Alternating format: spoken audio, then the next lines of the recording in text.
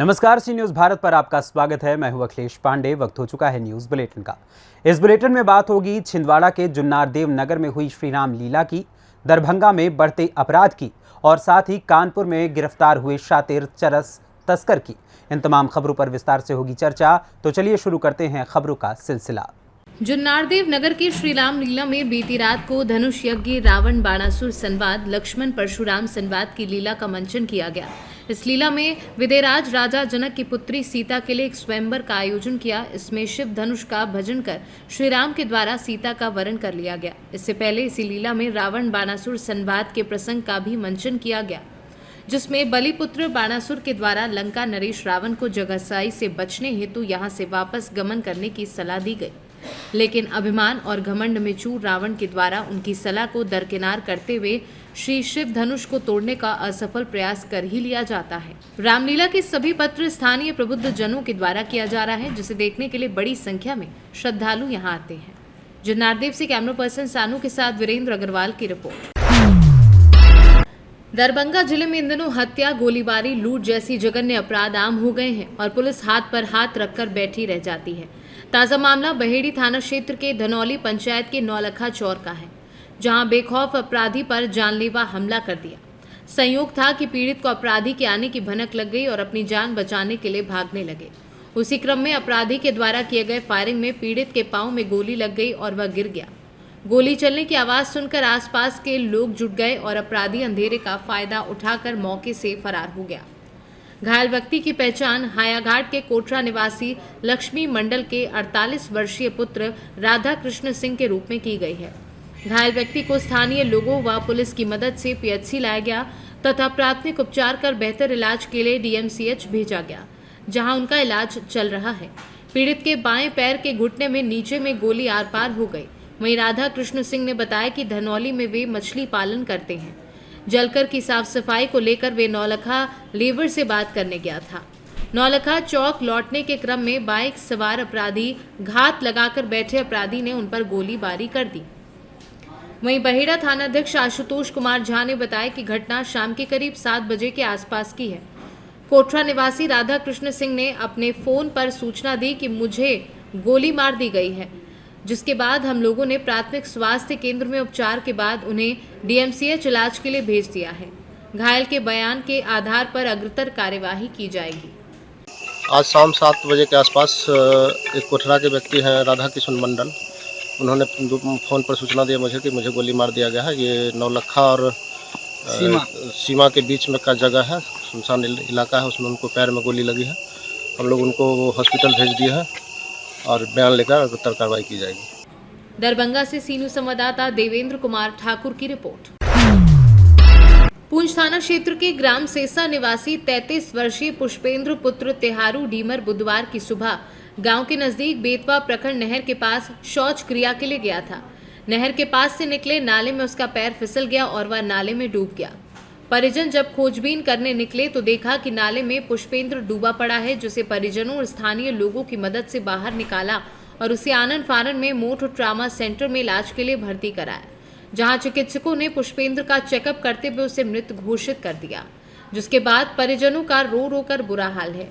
उक्त घटना की सूचना पुंछ पुलिस को दी गई है। मौके पर पहुंची पुलिस शव को कब्जे में लेकर पंचनामा भरते हुए पोस्टमार्टम के लिए भेज जांच में जुटी है। नीरज सिंह सेसा के रहने वाले। क्या घटना हो गई? ये घटना हुई सर जी, गाँव बगल से नाला काड़ा बगल से, तो ये सोच के लिए गए नाला। कौन गया? ये पुष्पन हाँ। जात के ढीमा रहेंगे और बस पता नहीं पर कैसे सड़क गए, पानी चल रहा, नहर का बहुत बकड़ उसमें आ रहा, नाला है पूरा और जी उसमें गिर पर कोई देखा नहीं है और न पुलिया बन पा रही है न कुछ, न सब ऐसे रखा है। कैसे पता चला? ये बाद में उनकी माता जी थी, अगरबत्ती लगा रही थी, उनके वो होगा शंका भरी, सुनने जाके ढूंढने करी गए, उनके छोटा भैया उनका सो रहा था, तो मैं ढूंढने गए तो पता चला उसमें परा मिला। 6:30 बजे की बात है। तो कहाँ लाया? फिर मोटर लिया सीधे। अस्पताल? हाँ। क्या कहा डॉक्टर? डॉक्टर ने कहा खत्म हो गए। झांसी से सी न्यूज़ संवाददाता दिलीप की रिपोर्ट। कानपुर पुलिस कमिश्नरेट की सेंट्रल जोन पुलिस को एक बड़ी सफलता हाथ लगी है। डीसीपी सेंट्रल प्रमोद कुमार ने प्रेस वार्ता करते हुए बताया कि ग्वालटोली पुलिस ने एनडीपीएस और मादक पदार्थ के चलाए जा रहे अभियान के क्रम में 2 शातिर चरस तस्कर विक्रांत पटेल और अब्दुल कलाम को गिरफ्तार कर लिया है। दोनों ही लोग बिहार के रहने वाले हैं, जिनके पास से 15 किलो से ज्यादा चरस, जिसकी कीमत 60 से 70 लाख रुपए है। डीसीपी ने गिरफ्तार करने वाली पुलिस टीम को इनाम देने की घोषणा भी की है।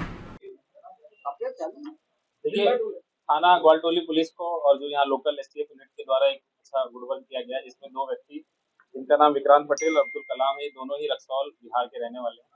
ये यहाँ पे लोकल यहाँ पे सप्लाई कर रहे थे। इनके पास से लगभग 15 किलो से ज़्यादा की चरस बरामद हुई, जिसकी वैल्यू 60 से 70 लाख रुपए के बीच की है। ये दोनों व्यक्ति वहाँ पे रक्सौल से बिहार से बबलू नाम के व्यक्ति से यहाँ पे लोकल सप्लाई के लिए आए थे और ये बेसिकली सप्लाई का ही काम करते थे। इनके द्वारा ये भी बताया गया है कि यूपी में और भी जगह इटावा, गोरखपुर, लखनऊ में भी कहीं अलग अलग जगह में सप्लाई की गई है। तो इनको गिरफ्तार करने में हमें सफलता मिली है और जो इनके लिंकेज हैं, जो बैकवर्ड और फॉरवर्ड लिंकेज, जहाँ से ला रहे थे जहाँ बेचने जा रहे थे, उसके लिए हम लोगों ने टीमें गठित कर दी है। उनके बारे में जानकारी की जा रही है और जल्द उनकी भी गिरफ्तारी की जाएगी। सर, जो और भी लोग पकड़े गए, क्या उनके तार इनसे मिले? देखिए, और चूंकि अभी ये अभियान भी चल रहा है, हमारे पुलिस का अभियान चल रहा है एनडीपीएस और मादक पदार्थों के विरुद्ध में, तो उसी के तहत हमें इनपुट भी मिला था, क्योंकि शेयर्ड इनपुट था, इसमें हम लोगों ने जॉइंटली कार्रवाई की है। रेल बाजार में भी गांजे की एक बड़ी चीज पकड़ी गई थी, तो हम लोग कोशिश कर रहे हैं कि अगर उनसे ये लोग संपर्क में है तो उसके भी स्टैब्लिश करेंगे लिंक। ये लोग जेल जाएंगे, कोशिश हम लोग जुडिशियल रिमांड की जो पुलिस कस्टडी रिमांड है उसको भी लेंगे और गहनता से पूछताछ करके जो बाकी लिंकेज है उनको भी हम तलाशेंगे। कानपुर से सी न्यूज संवाददाता रोहित की रिपोर्ट। नगर देवबंद के ददून वैली पब्लिक स्कूल में पहुंचे उप जिलाधिकारी। वहां बच्चों से मिलकर उन्होंने संविधान के बारे में बताया। उप जिलाधिकारी अंकुर वर्मा ने मीडिया को जानकारी देते हुए बताया कि मेरी हमेशा से ही टीचिंग में एक रुचि रही है। टीचर्स के प्रति मेरा सम्मान रहता है। हमारे एक स्कूल में टीचर थे जिनकी वजह से मैं सिविल सर्विसेज में आ पाया। उन्होंने बताया कि टीचिंग से मुझे बहुत लगाव है। जब भी मैं किसी स्कूल में जाता हूं तो मैं पढ़ाता हूं। उन्होंने बताया, आज मैं दून वाली स्कूल में था तो मैंने एक लेसन लिया जिसमें मैंने उन बच्चों को संविधान के बारे में बताया। संविधान में क्या लिखा है उसके बारे में उनको पढ़ाया गया। साथ ही साथ अभी बताया कि कैसे लोच बनती है, पार्लियामेंट कैसे लोच एक्ट पास करते हैं और सुप्रीम कोर्ट द्वारा कैसे समीक्षा की जाती है, उन सब चीज़ों के बारे में बताया। सियान उस्मानी। जैसे कि आज एसडीएम साहब ने आपको पढ़ाया, कौन सा विषय पढ़ाया है आपको? एसडीएम सर ने हमें भारत का असली नाम, उनके बारे में, हमारा भारत कैसे बना, उसके अंदर कौन कौन सी कॉन्स्टिट्यूशन है और हमारे भारत के लॉ एक्ट क्या है, ये सब एसडीएम सर ने आज बताया है। जैसे क्लास चल रही थी, एसडीएम साहब अचानक आए, अपने बीच एसडीएम साहब को, अधिकारी को कैसा आपको लगा है, कैसे बच्चों को लगा है? हमको तो बहुत अच्छा लगा है। तो जैसे एक अधिकारी ने आपको ये पढ़ाई है, तो कितना फायदा आपको इससे मिल सकता है? हमें बड़े होकर कुछ बनने का फायदा मिल सकता है। और अगर कोई हमसे पूछे कि आप दून वैली पब्लिक स्कूल में आपने क्या क्या पढ़ा है, कौन कौन आते हैं उसमें आपको पढ़ाने, तो हम बता सकते हैं ये सब। अभी हमने देखा कि आप 5th क्लास के बच्चों को पढ़ा रहे थे, क्या विषय था और क्या एकदम से आपको उत्सुकता जागी कि बच्चों को देखकर कि उन्हें कुछ जानकारी दी जाए? देखिए, मेरा हमेशा से रुचि रही है एक टीचिंग फील्ड में और टीचर्स का मेरा हमेशा सम्मान रहता है। एक हमारे स्कूल टीचर ही थे, उनकी वजह से आज मैं सिविल सर्विसेज में आ पाया। तो मैं जब भी बच्चों से मिलता हूँ तो मैं एक टीचिंग भी मेरा एक अपना एक साइड, जब भी किसी स्कूल में जाता हूँ तो मैं पढ़ाता हूँ। आज मैं दून वैली पब्लिक स्कूल में था तो मैंने एक लेसन लिया था जिसमें मैंने उनको संविधान के बारे में बताया। संविधान में जो हमारा प्रीएम्बल है उसके अंदर क्या लिखा है उसके बारे में उनको पढ़ाया गया। साथ ही साथ कैसे लॉज बनती हैं, पार्लियामेंट कैसे लॉज एक्ट पास करते हैं और उनको माने सुप्रीम कोर्ट द्वारा कैसे समीक्षा की जाती है, वो सब चीज़ों के बारे में बताया गया।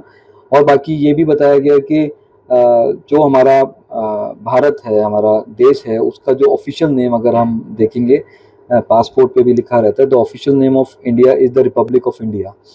तो वो रिपब्लिक का क्या मतलब होता है, वो सब चीज़ें हमने बच्चों को आज पढ़ाया। तो अपने बीच एक अधिकारी को पाकर कितना कॉन्फिडेंस बच्चों में इसको लेकर आया? देखिए, डेफिनेटली जब बच्चों के बीच में एक अधिकारी आते हैं तो उनको एक मोटिवेशन मिलता है। मुझे खुद याद है कि जब मैं कभी स्टूडेंट हुआ करता था तो हमारे स्कूल में कभी कोई एसपी, डीएम या कोई एसडीएम वहाँ पर आया करते थे, तो हम लोगों को के मन के अंदर भी एक इच्छा जागती थी कि हाँ, उनकी तरह कुछ बनना है। तो मुझे लगता है कि इससे इफ़ेक्ट पड़ता है, एक मोटिवेशन बच्चे के अंदर आता है। सहारनपुर से सी न्यूज़ संवाददाता सुरेंद्र सिंह की रिपोर्ट। फिलहाल के लिए इस न्यूज़ बुलेटिन में बस इतना ही। देश दुनिया की तमाम खबरों के लिए देखते रहें सी न्यूज़ भारत। हर खबर आपके साथ, आपके हाथ।